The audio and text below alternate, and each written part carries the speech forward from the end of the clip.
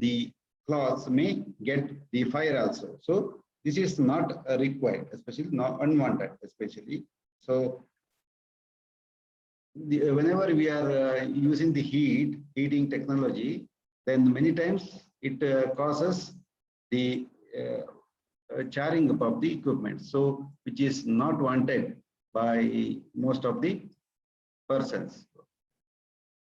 Then the rubber, etc., rubber and plastic vesicles and most medications and the preparations containing the water, alcohol, or other volatile substances cannot be sterilized by totally the heat.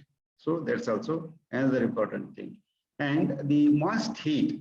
So moist heat sterilization is also known as steam sterilization. So it is widely used for destroying the microorganisms, especially in the surgical equipments, etc. They are conducted by the hot and moist heat. So it is done by using the hot water, boiling water, steam at atmospheric pressure, or steaming or steam under the pressure. That's also autoclaving is required. And generally the moist heat sterilization is an autoclave, is done at the temperature 121 degrees centigrade for 15 minutes. Especially the autoclaving, you have seen that the surgical equipments and also the microbiological cultures, etc., they need to be put in a sterilizer and to be heated for 121 degrees centigrade for a minimum of the 15 minutes. And by this method, both vegetative spore forms of the most of the bacteria, because many of the bacteria do survive forming the spores. So they will be killed by the denaturation, protein denaturation and coagulation of some of the proteins. And also the enzymes, etc., of the microorganisms get denatured. Hence, they are going to die.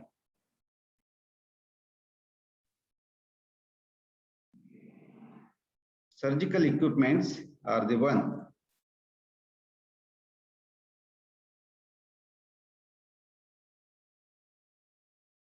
And also the surgical equipments and also the varieties of the other equipments. And the moist heat sterilization is more efficacious than dry heat. So you know very well, because the penetrating power and the thermal capacity of the steam is much more higher than that of the dry heat. So it is preferred one because the penetration capacity of the vapors is more. So additionally, in presence of the moisture, denaturation of coagulation of essential proteins in microorganisms take place at a lower temperature. So this method is unsuitable for materials through which the steam cannot penetrate, like the plastic materials and sometimes the metal materials, etc. So it is not possible, etc. Then the light or radiations, and in here the number one thing is the ultraviolet light. So you know this UV light are often used for sterilization of surgical entire room wherever the area is very, very big. Then at that time you are using the surgical disinfection and naked surfaces such as the tabletops, etc.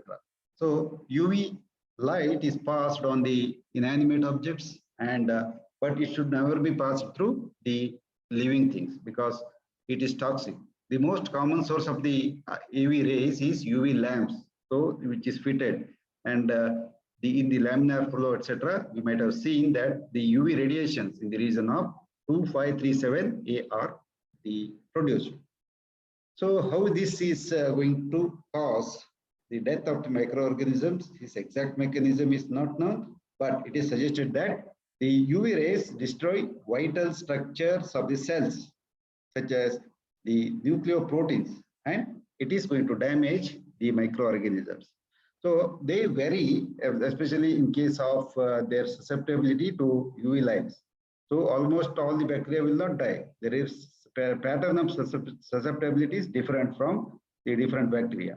So the gram-negative non-sporing organisms are most susceptible. Gram-negative non-sporing.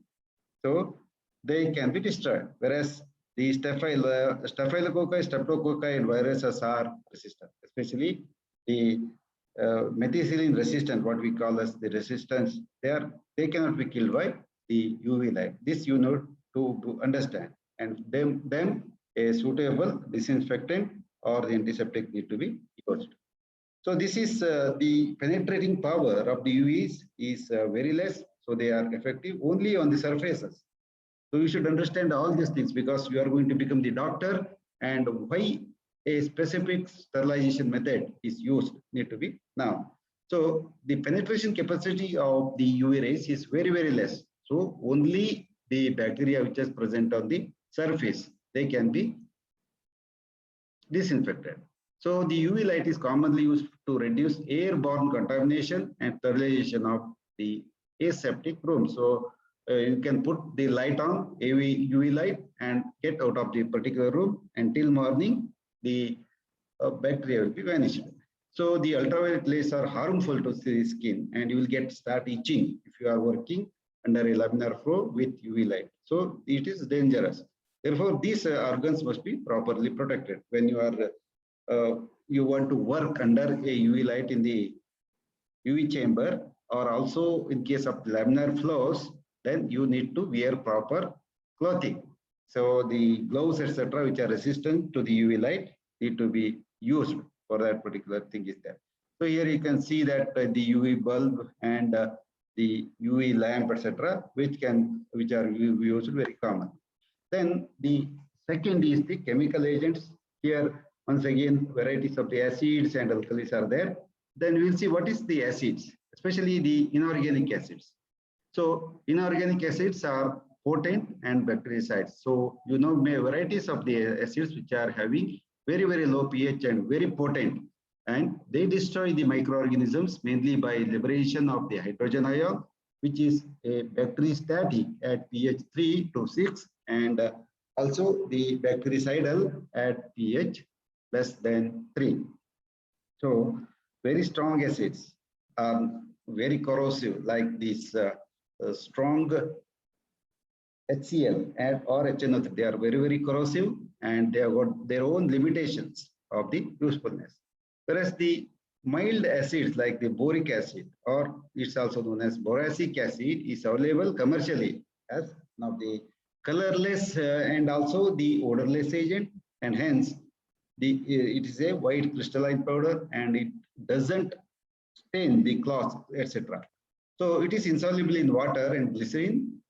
So the borax is the one, the powder. If you add it to the boric acid, then the solubility will increase. So it's a very weak bacteriostatic agent. It is non-irritating and mainly used as antiseptic in the form of the 4% aqueous solution. So this is useful for as lotions, ointments, and irrigating solutions. So boroglycerin paint is very much useful in case of the foot and mouth affected animal with stomatitis and also the glossitis. Here, the lot of wounds will be created by the virus, especially foot and mouth disease virus. Hence, a mild substance, and preferably the boroglycerin, boric acid and glycerin 30%. So it's also used in the suppository to treat yeast infection of the vagina. And also the boric acid is occasionally included in dusting powders, then eye washes, and the ear drops. So many times this is used in the dentistry, etc. Many times the washing the dental pads or the oral cavity, and it's also used. So although boric acid is non-irritating, its use has been declined because it is absorbed systemically through the abraded and broken skin and may cause the vomiting, the abdominal pain, and also diarrhea, and some of the time the abdominal cramps is also noticed if it is prolonged use. So it should not be used whenever there is a bruises. Then erythematous lesions of the skin and mucous membrane, then it may also cause tachycardia, circulatory collapse, and convulsions if it is in contact with the wound for prolonged period and it gets absorbed because it is acidic, a mild acidic in nature.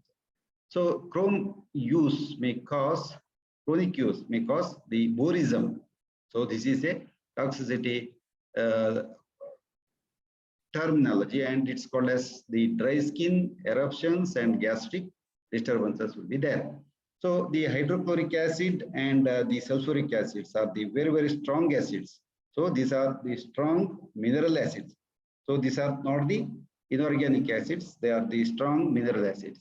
So the both of these acids are in the ratio of 0.1 to 1 normality and have been used as the disinfectants, but their corrosive action is one of the limits. Only when you require them, then only you can use this thing. Especially skin and hides which have been contaminated with anthrax spores can be disinfected with the 2.5% solution HCl, because the anthrax spores are one of the most resistant spores of the bacteria. So they require very strong acid, but at the same time, immediately it need to be washed after the application is concerned, or else the skin get burned.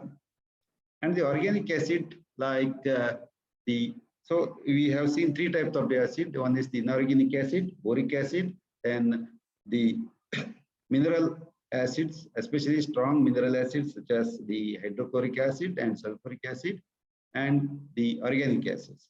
So organic acid, acetic acid or glacial acetic acid is occasionally used in different concentrations for antiseptics and disinfectants. So you might have seen this is also used in case of the dentistry.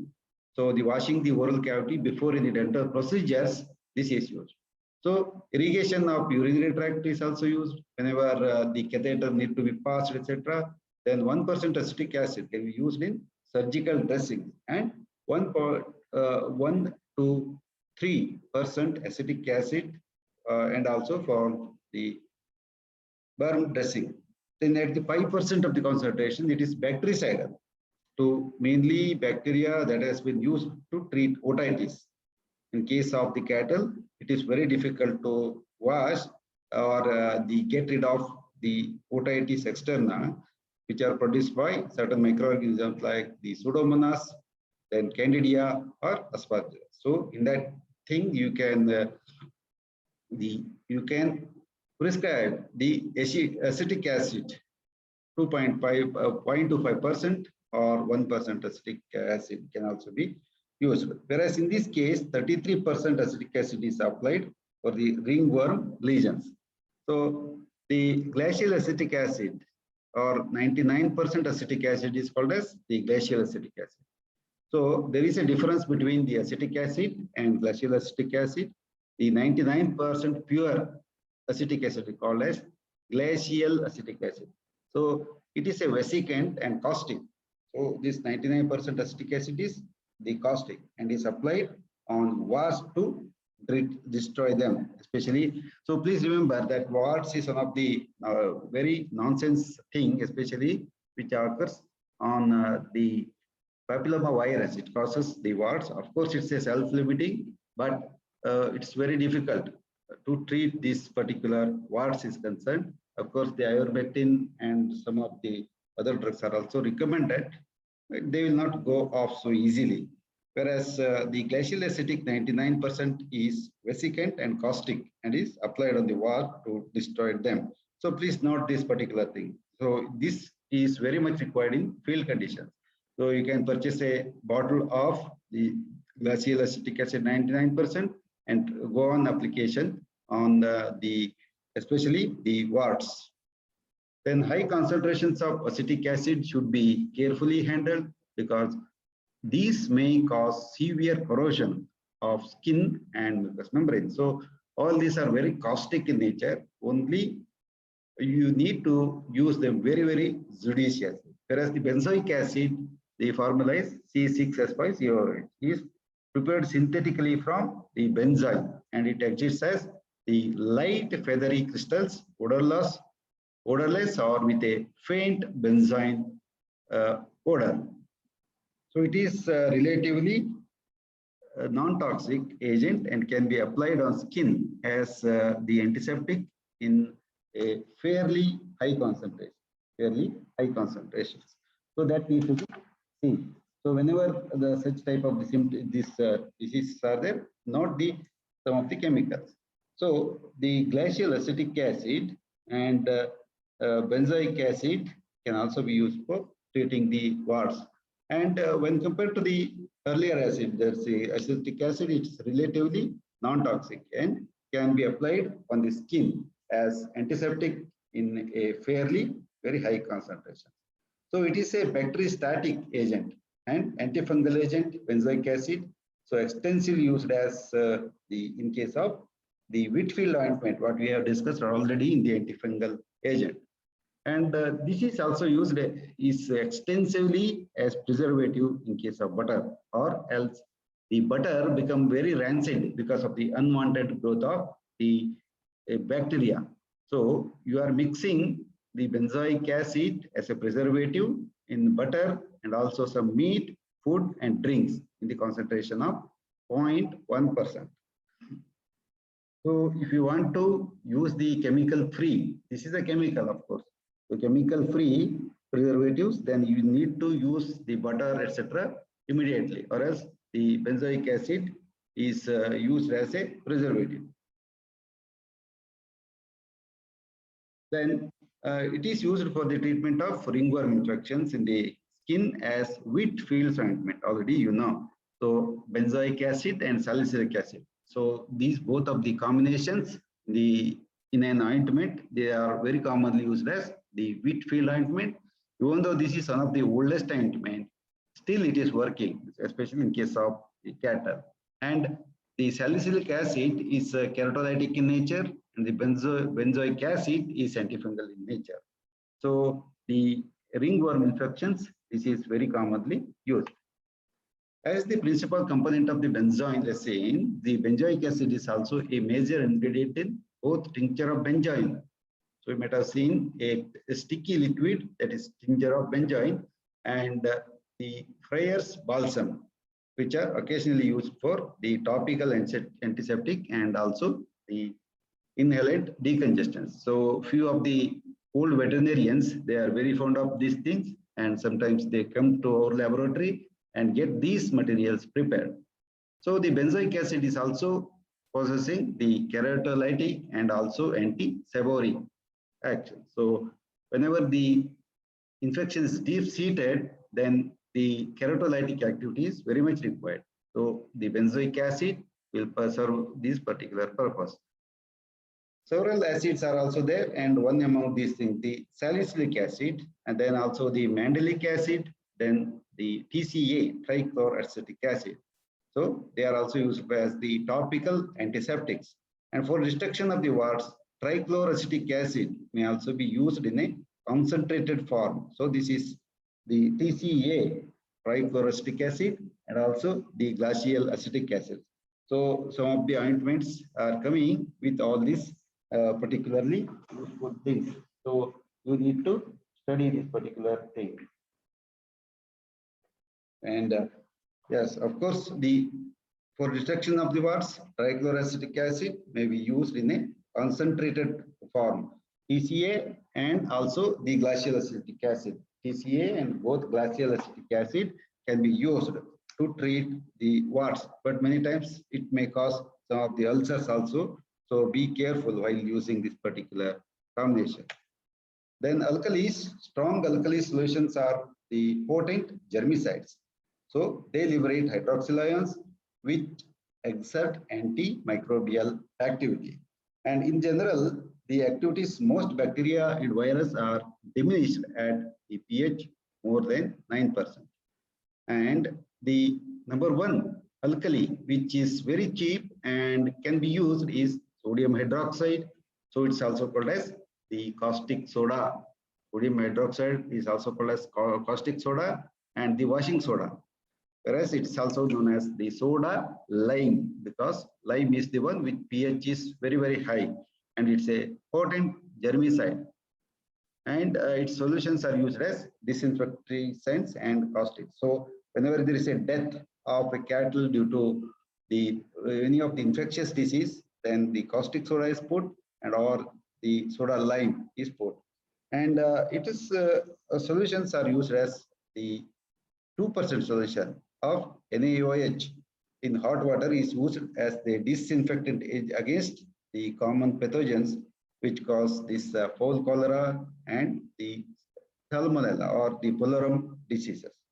And the concentrated solutions are used as caustics for deshardening or dehardening of the cast. So a sodium hydroxide, a very caustic agent, which will be kept on the bud of the newborn horns of the calf so that it get destroyed due to the toxic activity or the caustic activity.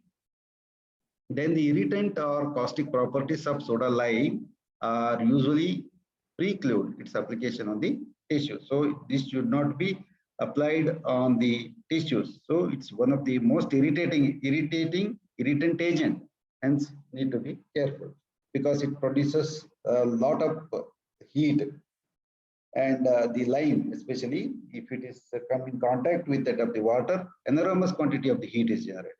There is the calcium oxide and calcium hydroxide. So it's also the lime or calcium oxide. It's also known as the quicklime or burnt lime. Is produced from the limestone and exists as the crystals, white or grayish white lumps or granular powder. So that's you know what is calcium. It's called as the sunna in Canada, and it readily absorbs the carbon dioxide and water from the air, becoming the air slag. The calcium oxide or the slag slime soaked in water produces the calcium hydroxide. So calcium hydroxide, a solution of the calcium oxide. So that's called as the slagged slime. And aqueous suspensions of the slagged lime, it is the formula is calcium CaOH2. CaO2 is calcium oxide. So they are used to disinfect the premises. So the irritant and caustic properties of the slagged lime usually preclude its direct application on the animal tissue. So it's one of the caustic agent, and hence in a bare hand one should not touch it because it will generate tremendous energy in contact with the tissues and may get burned. So simply this is just to make you to remember the pH. If it comes to the 0 and everything, it's highly acidic. So 7 is the neutral. Then if it is coming towards 14, then it is alkaline. So the acids are falling in the left range, whereas the bases or the hydroxyl moiety is coming under the right one. So the oxidizing agents are the chemicals, third category, which act by oxidizing the cell membrane of the microorganisms, and this results in a loss of structure and cell lysis and also the death. And a large number of disinfectants operate in this way. The agents, those release chlorine and the nascent oxygen are the strong oxidizers. So they have little or no action on the spores, especially these are. And the oxidizing agents include the peroxides such as the potassium permanganate, then H2O2 or hydrogen peroxide, then sodium perborate, then benzoyl peroxide. All these are the oxidizing agents, especially the potassium permanganate is and also the H2O2 hydrogen peroxide. They are the very common agent, oxidizing agents, especially used to treat the wash the wounds and also the surfaces. Then potassium permanganate is one of the oldest antiseptic and disinfectant. It's a dark purple or bronze like the odorless crystal. It is soluble in water. So it gives a very purple color to the water, and this stains tissues and causing brown. So that's also the disadvantage. So it acts as a powerful oxidizing agent that liberates the oxygen when it comes into contact with the organic matter like the pus, etc. Then they inactivate the bacterial toxins and also the bacteria. Then solutions of the PP, it's also very popularly known as the PP solution or the potassium permanganate solutions. So they are used as the antiseptics in higher concentrations. They are disinfectants and also the deodorants. So the antiseptic action is very rapidly lost in contact with tissues, and when the solution turns brown, discolored solution is inactive. So when you are preparing the 1 in 1000 solutions of this KMnO4, after some times when exposed to the sunlight, this get the brown color. Then you should not use this because they are all inactive. Then in the solid form, the PP or the potassium permanganate acts as an irritant and also the caustics. The KMnO4 in 0.1 to 0.01% or what we known as 1 in 1000 or 1 in 10,000. So this is the dilution. 1 in 1000 or 1 in 10,000 are used for the dosing, especially inside the cavities, irrigating cavities, and also cleansing certain wounds. Whereas the 0.02 solution is used as the gastric lavage in the treatment of some poisoning. We are going to learn it in the toxicology. And higher concentrations of 5% is a astringent which reduces excessive granulations, and also used as the foot bath in case of the cattle. Because whenever there is a spirophorus necrophorus or the laminitis is there, then the foot bath 0.02% solution is not sufficient. Then we have to go for the 5% solution. Also for fumigation, potassium permanganate is one of the very commonly used agent for fumigation. So usually mixed with the solutions of the formaldehyde, 1:2 solutions. So we are going to soak a cotton in the formaldehyde, and some potassium permanganate crystals are put. Then the fumes are formed and they will cover entire room. So it is used as the disinfectant of the waters, especially the ponds and wells whenever there is a bad smell, etc. of the water. And the staining of the tissue is one of the main disadvantage of this potassium permanganate, or it is one of the most cheap agent among all the antiseptics. So it promotes rusting and it's not good for the disinfection of the surgical equipments. So it causes a brownish stain to the stainless steel surgical equipment like the scalpels, etc. So that is not indicated, especially for sterilization of the surgical equipments. Then this is the potassium permanganate. So if you put some of these crystals, then you can get a purple color. So these are also same. And some of these are the IP grade, etc. are also available. Then another thing is the hydrogen peroxide is one of the solution and marketed in concentration of 90%. So this concentration 3 to 90% is available. Okay.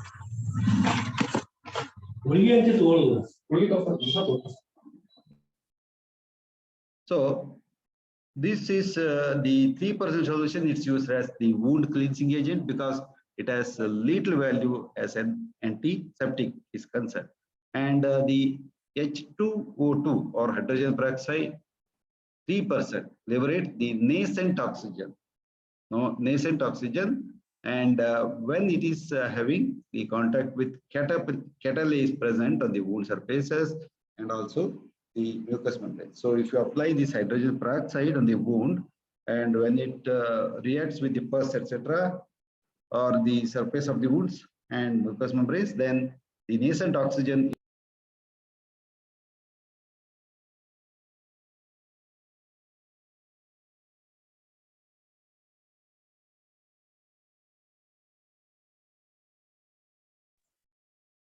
so this is this effervescent activity is also one of the important thing, and it is having the poor penetrability and a weak transient germicidal action.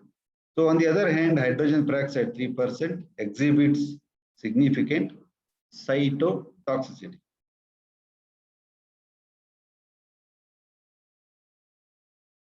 Then its use should be restricted to wound cleaning and not as the general antiseptic, because the antimicrobial actions of this hydrogen peroxide can be enhanced by some of the surfactants and the organic acids.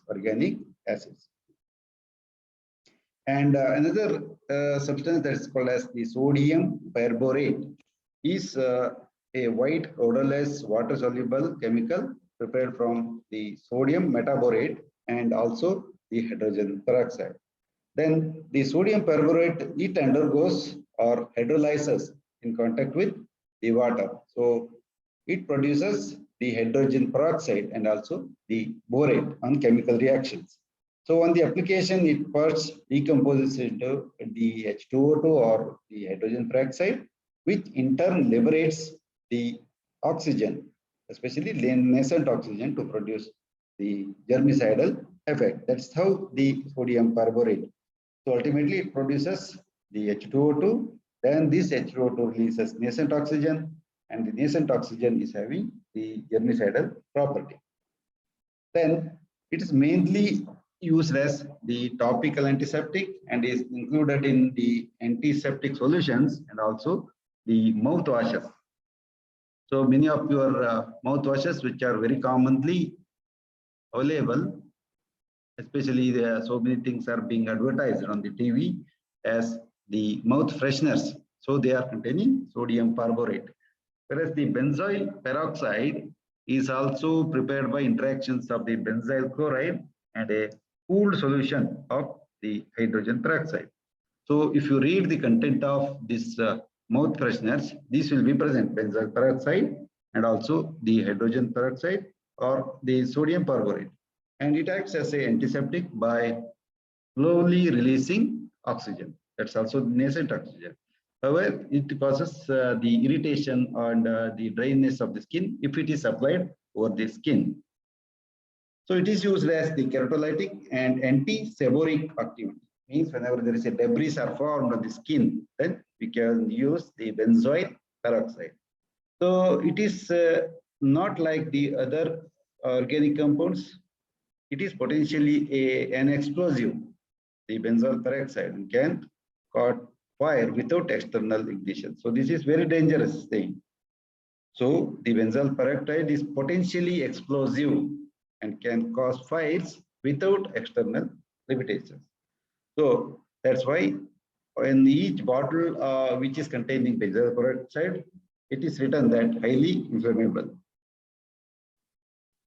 and explosive in nature. So one need to be careful. Whereas the reducing agent like the formaldehyde is a flammable colorless gas. Flammable, having the pungent suffocating odor.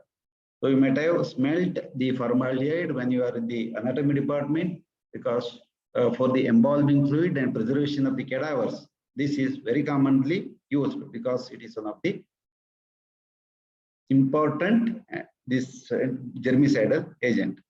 So it is usually 10% formalin is prepared by dissolving the 10 ml of the formaldehyde, concentrated formaldehyde, which is 40%, and soluble in alcohol and ether. So the commercially available formaldehyde solution called as the formalin contains approximately 37 to 40% of the formaldehyde, especially with the gas dissolved in water and usually with 10 to 15% methanol to prevent the polymerization. So what you are getting, especially the formaldehyde in the anatomy lab, is a formalin, and it does contain 37% of the gas, formaldehyde gas. So that is dissolved in the water, and the remaining percent, 10 to 15% is the methanol added to prevent the further chemical reaction or polymerization. So externally, formalin is a very strong irritant. So if you are having some cut wounds, etc., and handle the carcass with the same thing, then a lot of irritation is going to happen. And antiseptic with a wide spectrum of antibacterial microbial activity. So it has a potent germicidal actions against all types of the microorganisms, including the spore-forming microorganisms. Whereas the formaldehyde is a reducing agent. So in presence of the alkali, though there will be a chemical reaction will occur, and this causes the powerful chemical reaction. So it denatures, the formaldehyde denatures the proteins of the bacteria and general protoplasmic poison. So this is a general poison.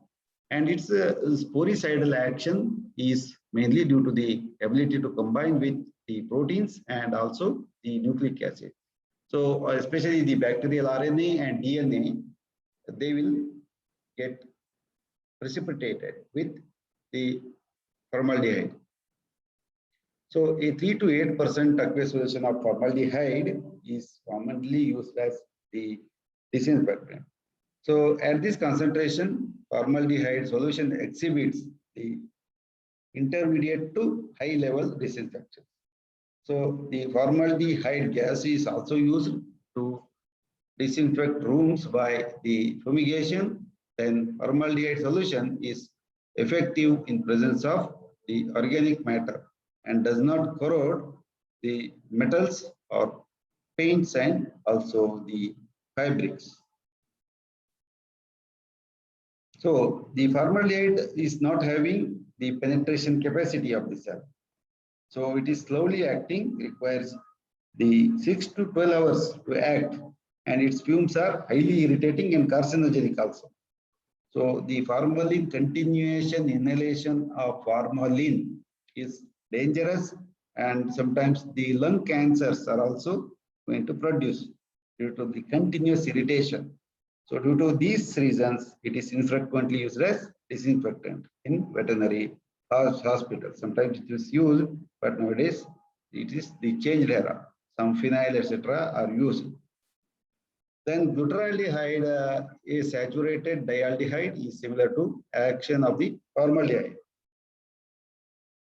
But it is oily in nature at room temperature.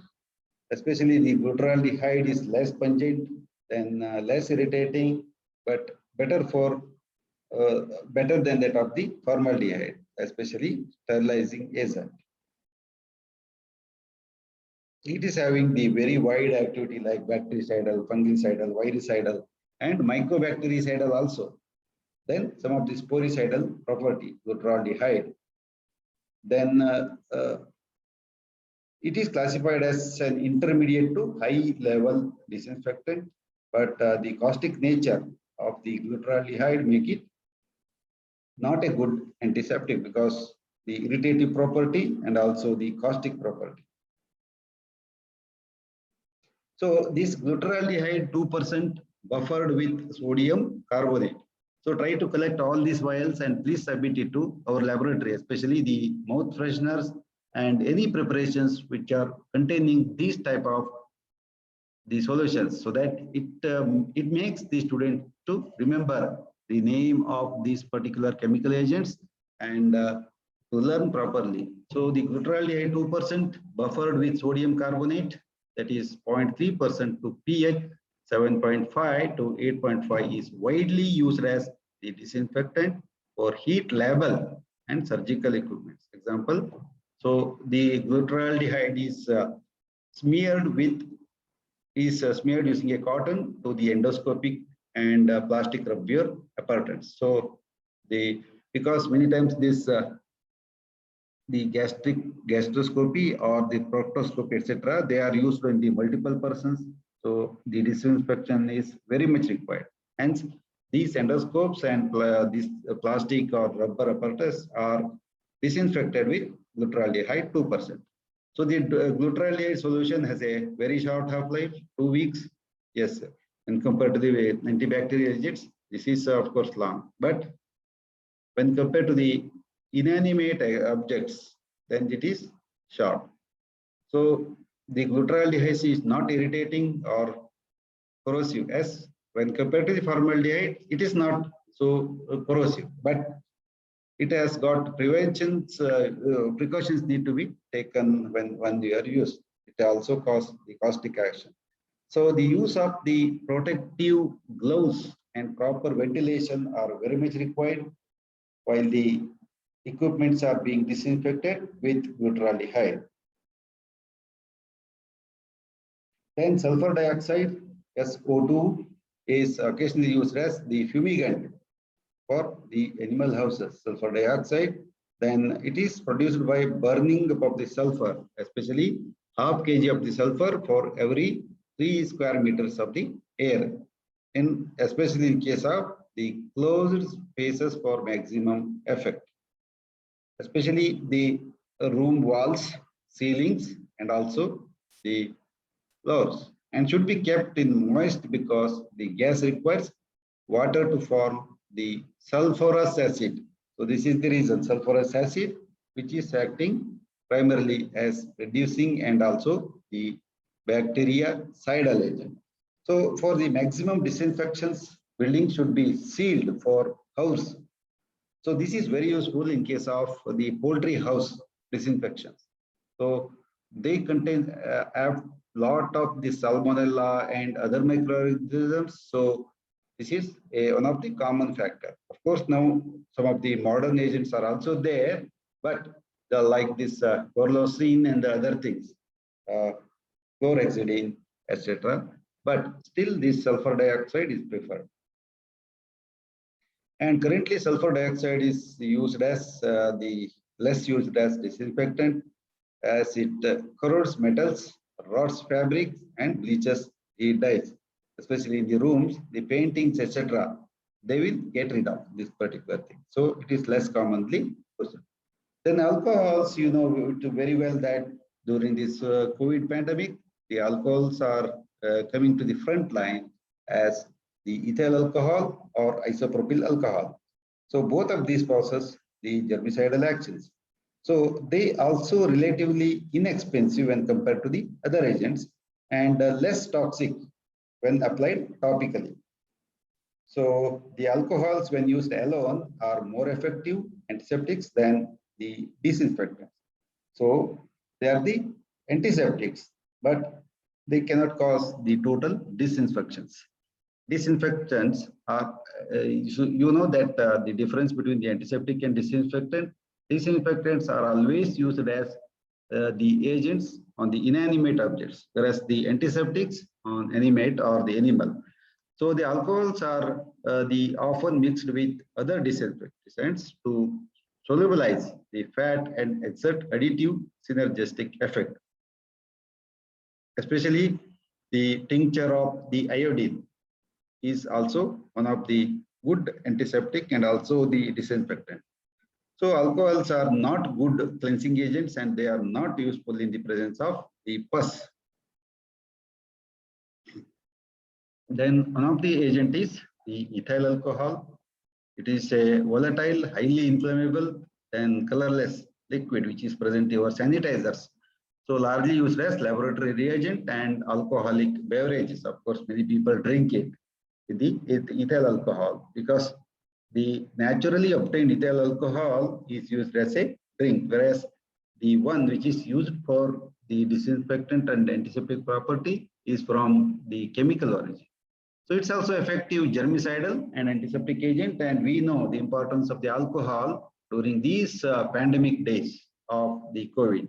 And when used alone, ethyl alcohol is more effective antiseptic than that of the disinfectant. So this is very frequently used for cleaning up of the skin prior to the parenteral injections. So you know that while getting the these injections, etc., always a swab is prepared with the alcohol and it's applied on the skin, and the nurse will give you the injection. Whereas on the open wounds, it produces burning sensation. You might have felt this thing, no? The burning sensation and causes injury to the surface. So there is a cut wound, always it gets irritated. And antibacterial effects are related to its ability to participate the bacterial protoplasmic protein. So what they are going to do, the mechanism of action is they are going to precipitate the bacterial protoplasmic proteins and make the solubilization of the bacterial lipid cell membrane. So it's alcohol and the bacteria are going to die very fastly. Then it is effective against most of the bacteria and fungi and many viruses also, including the COVID-19 virus, which is an RNA virus, but it is ineffective against the bacterial spores. That is the disadvantage. So many of the bacterial spores like the Staphylococcus bacterial spores or the anthrax spores, they are not so sensitive. Whereas the ethyl alcohol is one of the most effective when diluted with water to final concentrations of the 70% by weight. So 70 ml of the very pure 99% alcohol and 30 ml of the water makes it as the ethyl alcohol. And the solutions greater or lesser strength have the lesser antiseptic actions. So it is used in combination with the phenols, then chlorhexidine, then iodine, and the quaternary ammonium compounds. So many of the times the formulations are used.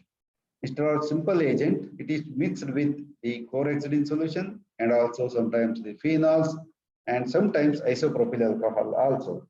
So the organic matters like the pus, etc., they reduce its effectiveness. So the residual decrease in the bacterial count after the alcohol has evaporated from the skin. Whereas the disadvantage of this alcohol is the rapid evaporation after application. Within a fraction of certain seconds, it is going to be evaporated. So it is very fast. Then therefore, it should be allowed to evaporate thoroughly from the skin to be effective and decrease the irritation also. But it is not going to destroy the bacterial spores, especially in case of the organic matters like the pus. And ethyl alcohol is not high-level disinfectant and the chemical sterilant of the surgical equipment. So if you have cleaned or the inside a wound containing the pus, then this is not the suitable antiseptic or disinfectant.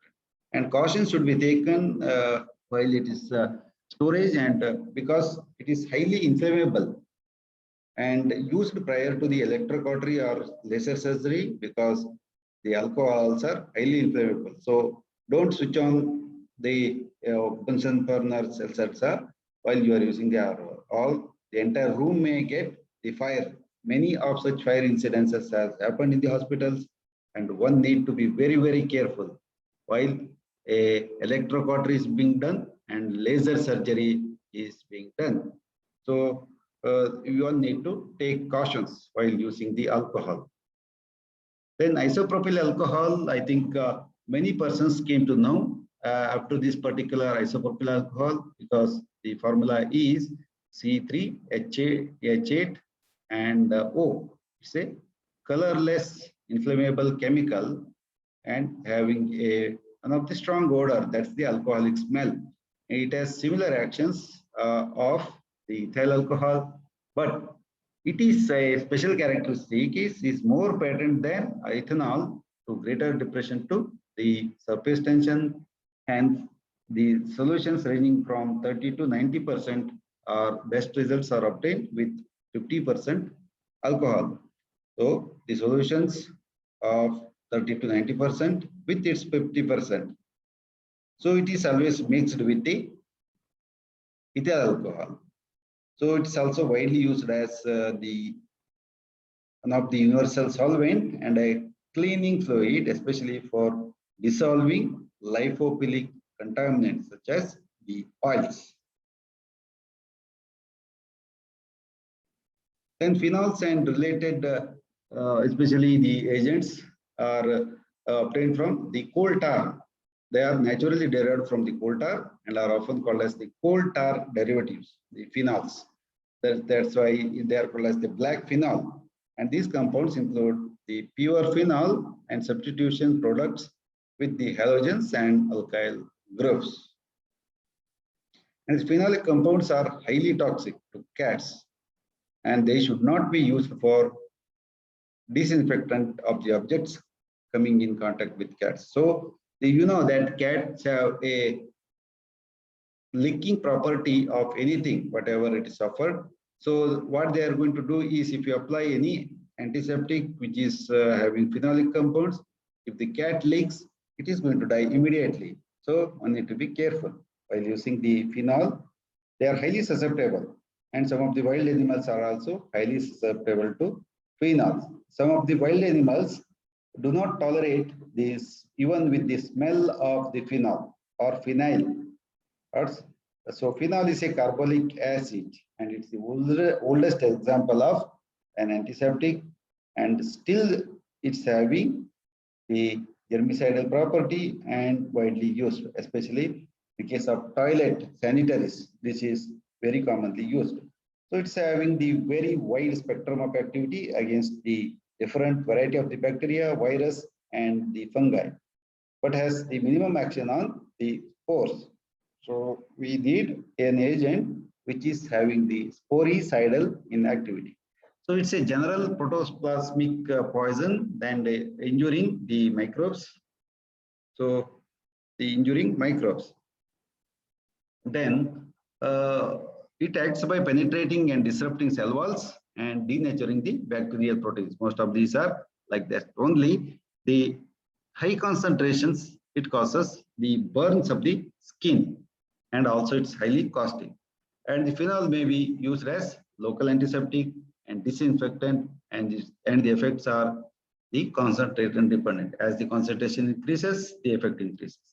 So it's a bacteriostatic at concentration of 0.1 to 1%, and is the bactericidal, fungicidal at 1 to 2%, and at 5% solution, the phenol, or it's also called as the phenyl, PHENYLE, is strongly irritant and corrosive to the tissues.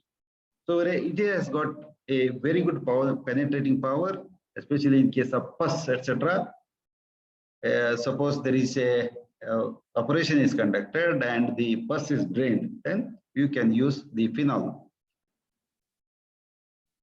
So suppose if you want to destroy the substances like the bandage, cloths, then the stains with the pus, etc., the medical waste like the urine, feces, sputum, and pus of the patients who are suffering from the different diseases like the tuberculosis, etc., then the phenol treatment is very much required.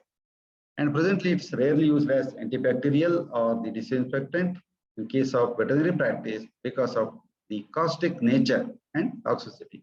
Only the trees, etc., wherever there is a spillage of the pus, etc., then this is used, or else it is reduced, because sometimes some of the animals, they will not tolerate even the smell of the phenols.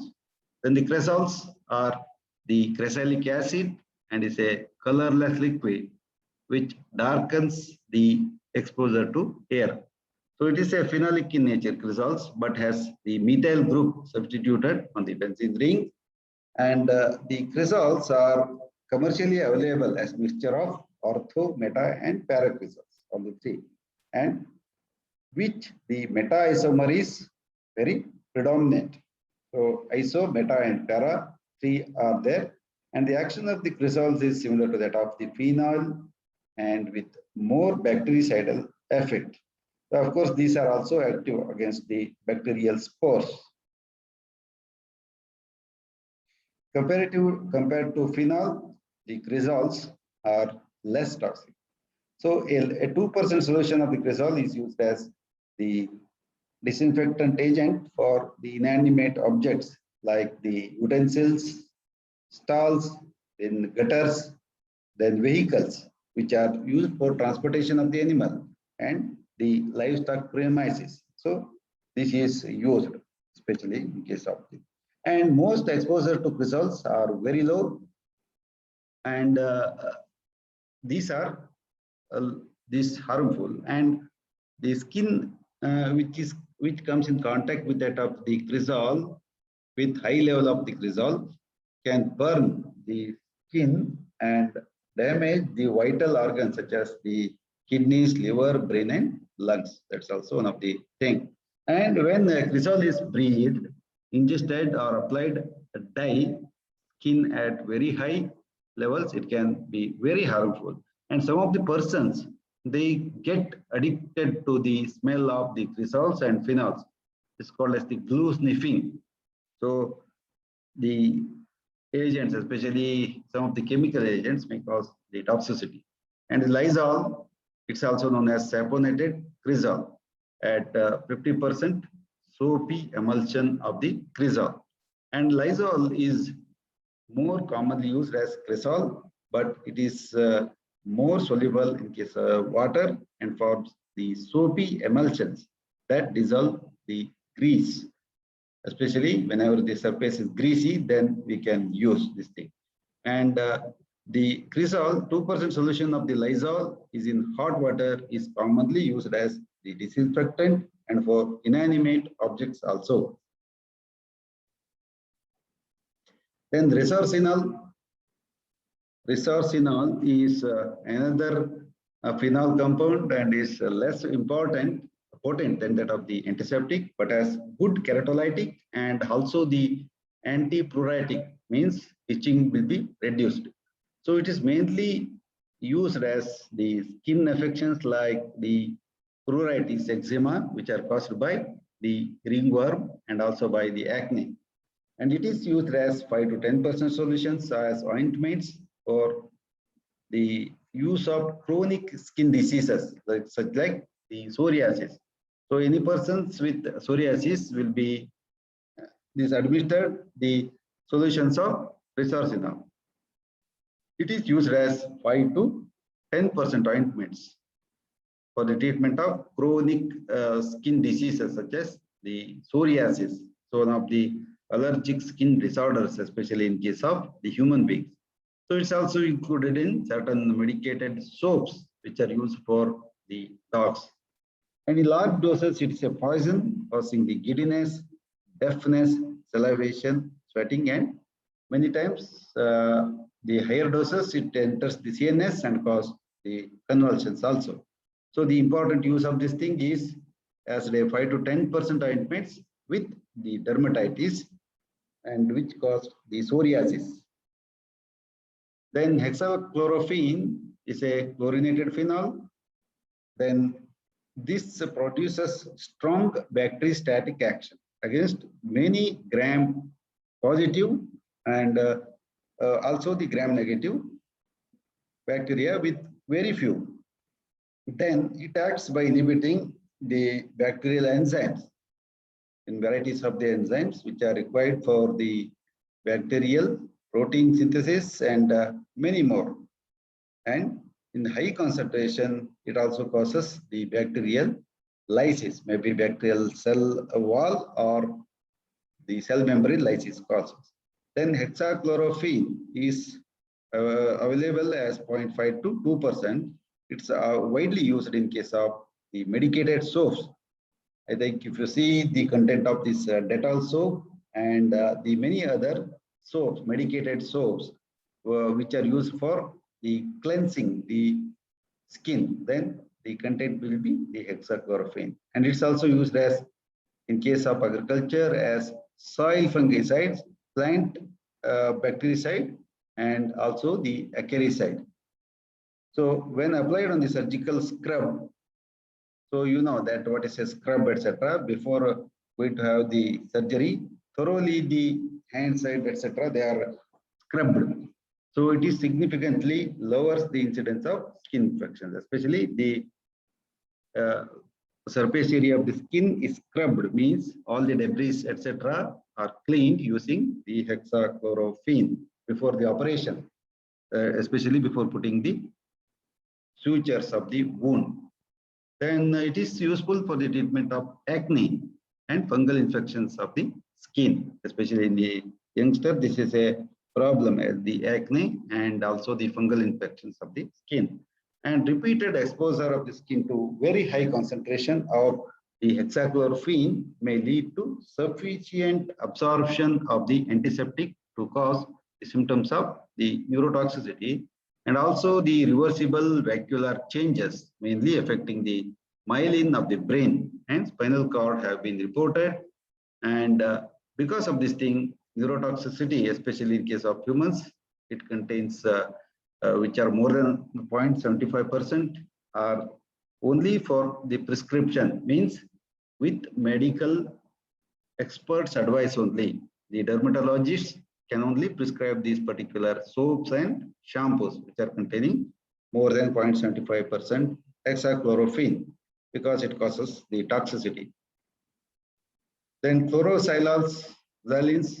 So So the chloroxylenols are the broad spectrum bactericides with greater activity against the gram-positive bacteria. And two members of the chloroxylenols, namely the para-chlorometaxinol, or it's also called as the PCMX, and dichlorometaxinol or DCMX are very commonly used, whereas the topical antiseptics. And both of these are in alkaline pH and are non-corrosive and non-irritating to the intact skin, especially the chloroxylenols. So yes, I think today this is enough. The parachlormeloxetinol or PCMX, it's called as the chloroxylol, is a white, creamy white crystalline compound with a phenol odor, the bad odor. So it's insoluble in water. 1 gram dissolves in 3 liters of the water. So, but soluble in organic solvents, maybe the alcohol and also the soap solution. So it is the broad spectrum bactericide with greater activity against the gram-positive bacteria. So it's a phenol coefficient. We yesterday we have learned that what's a phenol coefficient? It is having the 70, means, but it is not coagulate the proteins of the bacteria. The PCMX or parachlorometaxylenol is widely used as the antiseptic agent, but it is non-irritant to skin, but loses its activity in presence of the pus or the organic matter like the tissue debris, pus, and the fluids, etc. Then the 5% solution of PCMX like alpha-terpinol, soap, alcohol, and water is used for surgical antiseptics, and dilute solutions 1:25 or 1:50. It's used as the wound cleansing agent. So also the cleansing agent of the uterus and vagina, especially after the infections, especially in case of cattle, the retention of placenta may be treated by this thing. A 0.8% skin cream and soap, 1% mouthwash, and 1.4% lubricating obstetric creams are also available, especially the PCMX alpha terpinol. So this 5% solution or the 70% alcohol solution may be used for the disinfections of most of the surgical equipments. So this is the earlier agent hexachlorophene, what we are taught to use. It is antibacterial spectrum to enhance its antibacterial spectrum. So this is the formula of all these quaternary ammonium contour, like phenol. This is the phenol ring, and this is the orthocresol, then orthophenol and hexachlorophene. So these are the things, and many of the alcohol like CH3, CH3O2, this is ethanol, and this is CH3, CHO, and CH3, this is isopropyl alcohol. Whereas the quaternary ammonium compounds like cetylpyridinium chloride and benzalkonium chloride. So the other, and some of the aldehydes, especially the formaldehyde, glutaraldehyde, then ethylene oxide, etc. The structure will be little changed. Then there is a chemical structure of phenol and selected phenol related germicide agents. Varieties of the compounds are there. So tomorrow we will learn about the other agent like dichlorometaxinil, etc.